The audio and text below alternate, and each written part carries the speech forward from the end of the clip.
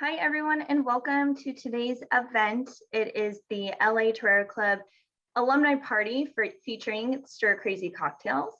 My name is Megan O'Rourke, and I'm the Associate Director of Regional Programs for the Office of Alumni Relations at USD. I'm also a proud member of the class of 2015. I have the pleasure of working with our 23 domestic Torero clubs across the country, including the LA Torero Club, who is hosting today's program.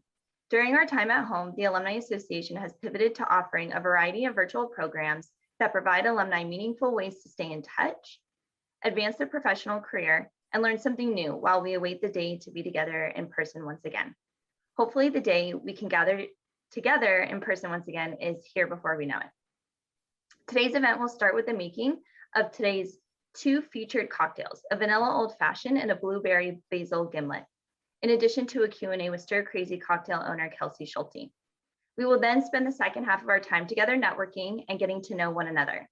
The first half of today's event will also be available on the USD Alumni Association YouTube channel later this week. Please keep your lines muted when you are not speaking. However, the session is meant to be interactive, so we encourage you all to turn on your cameras so we can see your smiling faces. Alrighty, we'll go ahead and get started. At this time, I would like to introduce and welcome Kelsey Schulte to turn on, her mic's already on, of course. We'll go ahead and get started talking about her business. Hey, Kelsey. Hi guys. How's it going? Good, we got some thumbs up. All right. So why don't you tell us a little bit about yourself and what inspired you to make Stir Crazy cocktails?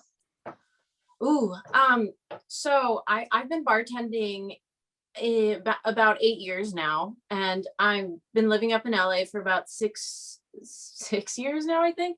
But I started Stir Crazy. I was working 2 bartending jobs, one in West Hollywood, one downtown, and pandemic hit, and I had no idea what to do, like how to approach it. But luckily, one of my close friends was like batching margaritas and kind of just doing like a donation-based thing. And I was like, oh, that might be fun. Like, I'll try it. So I did a batch of cocktails and I just put it up on Instagram and Facebook. And I just said, hey, like, if anybody wants a craft cocktail, let me know. And it took off from there. So like, honestly, I've been working since middle of March last year doing this every week. So, which has been awesome. It's been really, really cool. That's awesome. I really love to see the creativity and the immediate pivot due to COVID. And it seems like your what you offered to alumni is not only fun, but tasty. And you probably get a lot of business and are able to. What's really cool that I've noticed on this event as well is that you're able to not only service LA, but the surrounding areas like Orange County, Inland Empire. So we have Torero clubs that are in that area that hopefully our alumni will continue to support you as you keep moving forward. Yeah, that'd be awesome. I mean, yeah, it's really cool that we were able to reach out to different like counties. Like I never expected it to grow to the point it is. And the cool thing is we get to hire other out of work bartenders too. So like they come help me batch, or they come help me deliver, or help on like paperwork. And so it's really cool. Yeah, I love that. Like we're doing this event right now. I would have never even thought that I'd be doing this with USD. So this is really, really neat. Awesome. And then the last question I have for you before we go into drink number 1 is, what is the best part and the hardest part about owning your own business? The best part is that you have like the freedom to kind of set your own schedule and to, you know, find time to take care of yourself, find time to work, but also you can like you can figure out when you want to work, how you want to work it, and like who you want to work with. That's also the downside too, because when I first started, I was working every single day, like nonstop. I'd be checking my emails. Like I didn't know how to figure out a proper schedule without drowning myself. I was wearing like 16 hats, doing social media stuff, batching, cleaning, product sourcing. But once I kind of learned to get through that, it's been really lovely making connections with a lot of like local farmers, like local small businesses that like want to work with me too. And now that I'm like way more organized than I was, it's it's really cool to see it all come together. So yeah, best and worst part for sure. Great. Well, I think it's time for drink number one. Do you want to lead us? Let's do it. Okay, cool. So first drink we're gonna be doing is the blueberry basil gimlet.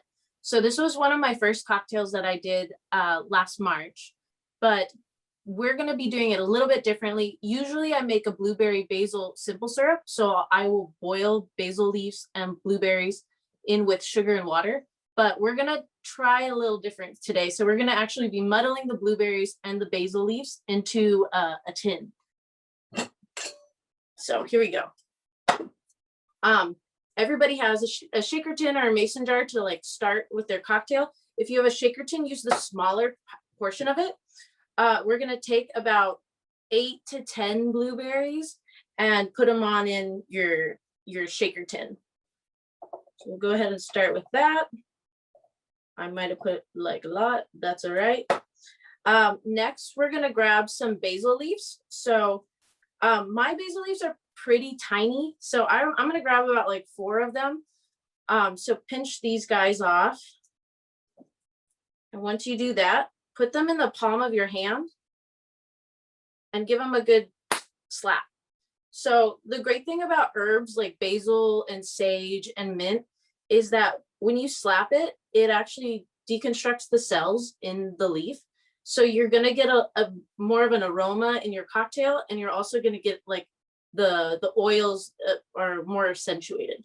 So we're gonna take that, slap it, gonna rip it, and drop it on in our tin. All right, so we've got blueberries and basil in here. We're gonna take a muddler. So if you don't have a muddler, you can use the end of a spoon at home or something, anything that will help you press down into the blueberries and the basil. So we're just gonna start slowly pushing down. You don't wanna like attack it. You just kind of wanna press into it. Just make sure you're getting the juices out. Yeah, there we go. All right, so we've muddled these guys. Next, we're gonna move on to adding in our sugar, so our simple syrup. We've got, like I said earlier, simple syrup's really easy. It's just sugar and water combined and boiled. But you can easily do this at home. If you're making cocktails for friends or anything, you could prep this beforehand. We're gonna take our simple syrup, and then we're gonna take our jigger. If you look at your jigger, there's a measurement of 1 ounce. Make sure you pour 1 ounce of sugar in there. All right. So we've got 1 ounce of simple syrup going in the tin. Sweet. Next, we're going to add our citrus in. So if you're building a cocktail at home, one of the most important things I can tell you is that you always want to balance out your citrus with your sugar. Because if you have one outweighing the other, it's not going to taste as balanced as you'd like in the end. So we're going to grab a lime. 1 lime is about 1 ounce of juice. So you can cut this guy and just squeeze it on into the tin. So we're doing 1 ounce of simple, 1 ounce of lime. Go ahead and squeeze it or press it or whatever you need to do right into the tin. So I got half done. I'm going to do the other half. All right. Cool. So we've got our citrus in, we've got our sugar in. Now we're going to be adding in our spirit. So for this gimlet, we're doing a vodka gimlet. So I'm using Tito's today. Pick up your jigger. It's going to be 2 ounces of Tito's or whatever vodka you have at home. So go ahead and measure that out. Perfect. Pour that in. And if you notice, I'll do the spirit and the sugar before I do the sugar and the citrus before I do the actual spirit, because half the time you're making a drink or something, you're not thinking about it. You'll accidentally put too much of something in and then you have to start over. So if you do that with just the citrus and the sugar, then you're throwing out easy ingredients to get rid of. But if you started with vodka, then it sucks and you have to start all over. And you just wasted 2 ounces of vodka and you're sad. It's not good. It happens though. All right, so we've got everything in the tin ready. Now we're gonna add some fresh ice. We'll just put a couple cubes in there. So we've got our ice in our shaker tin. We're gonna cap it. Make sure you give it a hard hit. When you're shaking it, give it a good shake. We want all these flavors mixed in. We want the ice moving. We don't want to be shaking hard against it, but kind of in a almost like a rotation. So you want to almost hear the ice hitting the corners of the shaker tin. And also anyone can shake it any way they want. Either way, it's still going to taste good. But all right.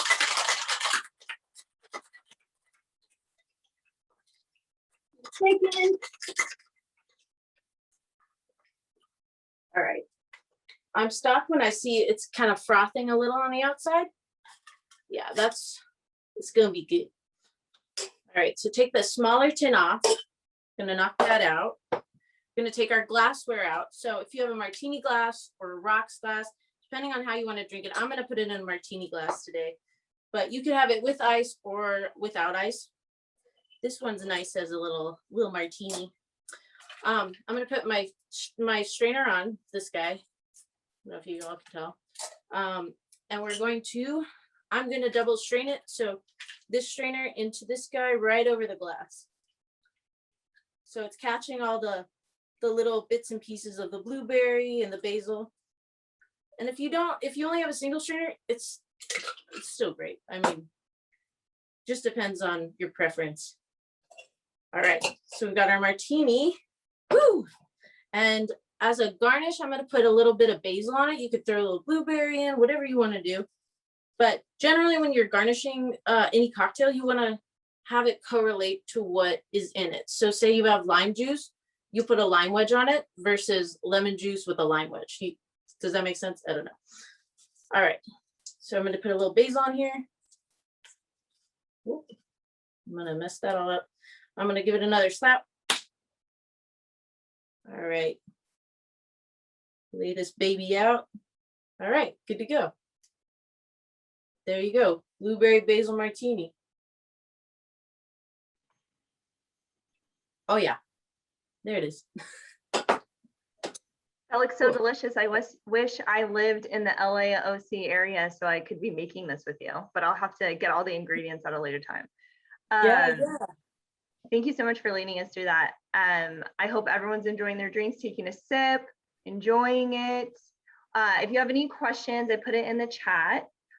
Feel free to ask them in the chat and I'll ask them on your behalf to Kelsey.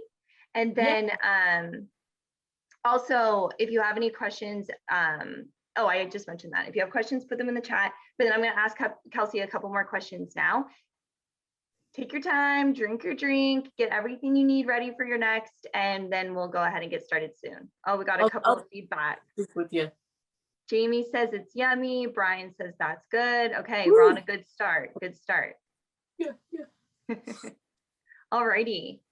So next couple of questions for you, Kelsey, there more about drinks in kind of the LA area, right? So this is an LA Tourist Club event. So what is your favorite restaurant in the LA area, bar, restaurant, whatever it is for people to check out? Gosh, I have a million bar recommendations, but restaurant wise, one of my favorite all-time restaurants would have to be L&E in Silver Lake, and it's an oyster bar. It is just the vibiest, coolest little like spot tucked in right on Silver Lake Boulevard. And they have like, if you go upstairs, they have this little side staircase that goes up, and it's just this cool little happy hour room. And it's just one of those spots you want to just like cozy up. It could be like raining a little out or whatever, eating a little appetizer. Then you walk downstairs and then just the service is phenomenal. So L&E is definitely one of my favorites. One of the more popular ones that I love, Bestia, is really great too. If you want like really nice Italian food, and yeah, you can't really go wrong with either of those spots. Awesome. And then what is your favorite cocktail that you make off of your own menu? Ooh, I do love this one. I haven't actually made it specifically like this, so this is really fun to switch it up a little bit. But I think my first cocktail I did was one of my favorite ones, just flavor wise and I don't know, likability. I feel like everybody could jump on board, but I did a blood orange margarita, and just having fresh blood oranges, topped with, you know, a Blanco tequila and some fresh lime juice. It's just so good. Like you can't really mess that up. That sounds so good. I love blood orange Yeah, beer, you know, that flavor, blood orange. so Oh, good. It's margarita. my I favorite. haven't had it, but now I need it in my life. Yes. And then actually another question about your menu and what you Yeah. offer. So that those two, the ones that you just made and the blood orange margarita are your favorites. But so if someone was to go to your website tomorrow to order Mhm. something, can they order whatever they like, or is it based on the day is what you offer? So people will then decide, okay, I'm feeling like tequila this week and I want to order from Kelsey. Mhm. I need to make sure I go on Wednesday. How does that work? Okay, so I put up a new menu every Sunday. Uh, Usually comprised of like 3 cocktails, and I try to switch it up so it's like rum. Like let's see, this week is like a peach pina colada, a strawberry margarita, and gosh, what's the last one? Oh, and then I did like a cherry limeade cocktail. So like I'm trying to hit different spirits, whatever, but there are anytime anybody has any request, I most likely can fulfill it. So there's been maybe like one time that it didn't work out, but it was just because it was out of season. But we negotiated and figured out something that they would like just as much. And then I get a text later being like, I didn't even know I like this. So yeah, that it's great. We always take custom orders. Uh, Anytime, even if the orders are closed, we'll just move it to the next week. So yeah, it's fairly easy. I mean, what I'm truly like, what do you want to drink? And people go, old fashioned. I go, all right, let's do it. So easy fix. Very cool. Made to order, perfect for the person, customizable. That's really awesome that you do that for your customers. Oh yeah. Yeah, it's fun. And then the last question I have for you before we move on to drink 2 is, what is your favorite hidden gem in the LA area? Ooh, okay. So this this is one of my favorite bars for sure.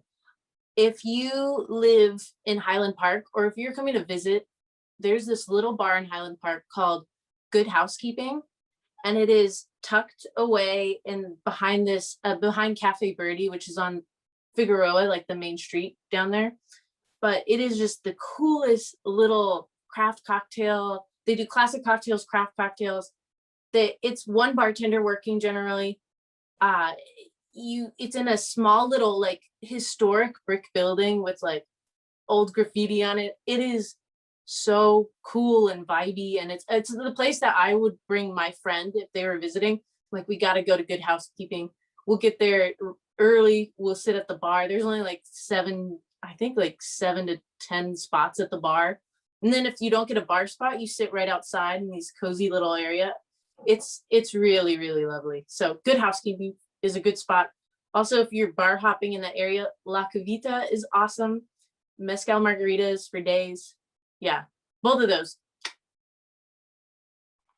We'll have to get that listing from you after. I'll text you on the side so then Oh I can yeah. send it out to everyone Yes. tomorrow. All right, those are all the questions I have for you for now. So let's go to drink 2. All right, drink 2. So drink 2, we are doing a vanilla old fashioned.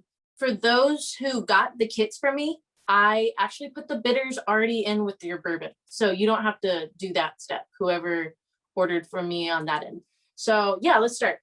I like building it. There's different ways to build it, but everyone that I know will build it straight from the glass. You can do it in a mixing glass and pour it in, but it's just easier to do it from the glass, and it's going to get a little bit diluted from the ice. It's going to be nice and where you want it to be. All right, so we're going to start, actually. Let's start with our syrup. So I did a vanilla simple syrup with, yeah, you can either do it at home where you're making a regular simple syrup and add in vanilla beans, or you can, if you're just needing a little vanilla flavor, you could add a little bit of vanilla extract into it while it's boiling. Easy to make. You can make it right at home. But so we're going to actually start with the vanilla simple. So it's going to be 0.25 ounces. So if you have a jigger and it says 0.5 ounces on the side, just half of that. So it's just a little bit of sugar. Don't want to overpower it. All right. And you can pour that right in the glass. All right. So we've got our simple in. We're going to put our bitters in. Also, just so you know, if you don't have simple syrup at home and you just have like a sugar cube, 0.25 ounces is equivalent to 1 sugar cube. So you could throw a sugar cube in and then douse it with bitters. So if you bitters at home, it's going to be about, I do four dashes. Just depends on how much you really like bitters. So we're going to do 1, 2, 3, 4. I'm going to do 5 today. All right, we got 5 in there. Cool. So we've got our bitters, our sugar, and now we're going to add in our bourbon. So today I'm using Four Roses. Four Roses is one of my favorite bourbons. And if you ask any bartender in LA, they will say, oh yeah, I love Four Roses. It's one of those bourbons that is a good like house bourbon, nice mid shelf, just smooth, easy. You can drink it neat. You can have it in a fancier cocktail. If you're lucky, you'll find it in some bars. Well, you'll be like, yes, I'll have 6 of those. No, you won't. But so we're going to put 2.5 ounces of Four Roses right into the glass, or right into the jigger, and then pour that right into the glass. All right. So we've got 0.25 simple. We've got in this one 5 dashes of bitters, 2.5 ounces of bourbon, and now we're going to add in our ice. So you've got the cocktail already. If you have a big cube, you can throw it on in. There we go. You can do it with regular ice too. I'd suggest like 3 to 4 like bigger cubes of ice. And now you're going to take your mixing spoon and we're going to mix it on up. So one of the tips I can give for mixing, it sounds so silly, but I remember one of my first bar jobs, me mixing it like this, and bartenders just started laughing at me and they're like, no, what are you doing? So you try to do it all from your wrist and your hand. So it's all in your fingers when you're mixing it, and just keep the spoon going around the side of the glass versus like this. So yeah, that's just like a little tip right there. All right, cool. So we've got cocktail made. If you have an orange or a citrus you want to throw out on top, I'm going to put an orange peel on. We're going to express the oils. Boom. Put it around the rim. If you have like a cherry or like a Luxardo cherry you want to throw in there, you're good to go. But yeah, there's your cocktail. That's your vanilla old fashioned right there. Very easy to make at home. Items you have around the house in your pantry. Yeah, very, very simple, very delicious, and very impressive if you have family or friends over there like, what? You made that? So yeah, it's a good one. It's a good one. Yay, cheers, y'all. Couple questions for you about this drink and in general. So Yes. The ice cube, that is a huge ice cube. So Yes. obviously there's ice cube holder or whatever, frames that people can buy to make it that big, right? But what if Yes. someone doesn't have that? Like, what is the best way to make a one big ice cube? Or like, what is a good alternative? You mentioned multiple, yeah. but if they don't want to throw like 5 ice cubes in their drink. Yes. So they sell them at, I know that they sell them at like Target and like Walmart, like general house, like, spots that have bars, tools. But if you are at home and you're like, I just want to do it and I don't want to go out and buy like an ice thing right now, a Dixie cup, like a paper Dixie cup, is an awesome alternative. Fill it with water, freeze it, and then you can actually rip the paper off the ice cube itself and throw it in. Same size, does the same job. So that's a good option. But yeah, I suggest the bigger cube because it dilutes like slower, but it's still just as good if you have like bigger, like regular ice cubes at home too. Just don't do crushed ice. Crushed ice, it's like, uh-oh. Just add ginger beer at that point. Like, okay, noted. No crushed ice, people. yes. Okay, question. I have one more question, and then we have a question from Brian. If anyone else has one, feel free to put it in the chat. But when someone is going to the bar and they say they aren't well versed in liquors, but they know that they don't want to get just whatever is like the cheapest thing on the menu, but they don't want to be spending a ton of money. What is the best bang for your buck when it comes to the two alcohols that you created today? So people are not paying overpriced for whatever, because everyone thinks that's like the top shelf, when really you can get a much cheaper option that's just as good. Honestly, it's funny because it does come down to what your preference is, like drinking wise, because somebody could come up and ask me that and I'm like, but like, what do you like to drink first off? And if they say like tequila, I'm gonna be like, let's go margarita route. Like we can, if you want to upcharge, you can do a Cadillac margarita. We can lean into that direction. But if they hate tequila, I'm gonna be like, oh gosh, okay. Like if you like whiskey, go an old fashions, easy, generally not overpriced. The prices get way more intense when it comes to like the house craft cocktails. So especially in LA, you're going to see like a $14, $16, $18 cocktail because they're using like 6 different types of liqueurs in it.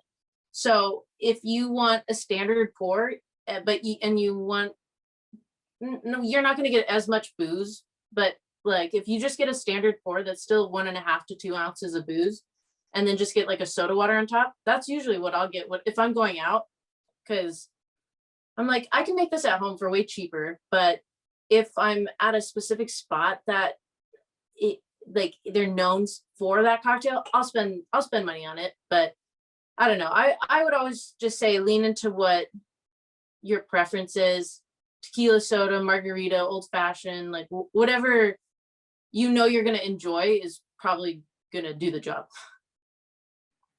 And then Brian wrote in, what is the key to making great drinks? Is making a drink like making a smoothie, starting with a base, then build out from there, or is it different? That's honestly, it's that you're building a cocktail, you're building like a drink from nothing. So if you're aware of the measurements you're putting in, how much you need of each flavor to balance out each spot of it, you're going to end up with a delicious cocktail. But if you're overdoing it with one item and not doing it enough with the other, it's just going to come out crummy and you're going to be bummed that you just wasted some Campari on like some weird concoction you tried to make. So, I mean, building it is the biggest key on like the success of it. And because of that, measurements are important too. It's kind of like baking. You can't, I mean, unless you're really experienced at it, you can't really eyeball, or else it could go really bad really quickly. Yes, it takes some time in practice to like be able to count out everything. I mean, I've worked at the bar that I used to work at. We were allowed to free pour, which is great because everybody there I could trust to do it. But there's some people I was like, oh, you're putting in like half a bottle of vodka right now. I don't think you should free pour anymore. So yeah, measurements when you start, and then practice with water and a speed pour to like actually start getting counts down. But yeah, when you're starting out, definitely measure it out just so you know how it's going to turn out in the end. So where and what bartenders were the ones that were pouring out half a bottle of vodka? Because I feel like everyone on this call is thinking we gotta like, go there. They're like, where is that? Yeah. It was my old bar. They used to let us drink. That was the problem. So they're like, oh, you can have a shot behind the bar. And then all of a sudden it was like, did they have 3 shots right now? So you're like, uh-oh. But no, they don't do it anymore. We had a problem. Well, Kelsey, thank you so much. I have one final question for you, and that is, what is your favorite USD memory to close out your portion of today's event? Oh man. Favorite USD memory would have to be, I got cast as a lead my freshman year for Cabaret in the musical there, and it blew my mind. That was probably the coolest role I've ever done.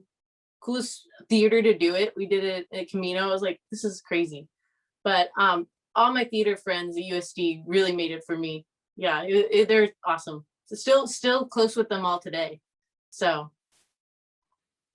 that's awesome. I wish we all could have been there to see that. But when Kelsey mentioned her one of the greatest things is her friends that she made at USD. And actually, I discovered Kelsey. We met each other through one of her USD friends, Kira, who's also in LA. And so that kind of just shows the beauty of the Trero network is I only know X amount of people in my role doing what I do, but all of you have your networks and your communities, whether they be in LA or beyond. So anytime you know someone who has something really exciting to share, is doing something exciting in their business or through their work, kind of like Kelsey, please let us know because we would love to highlight them just like we highlighted Kelsey today.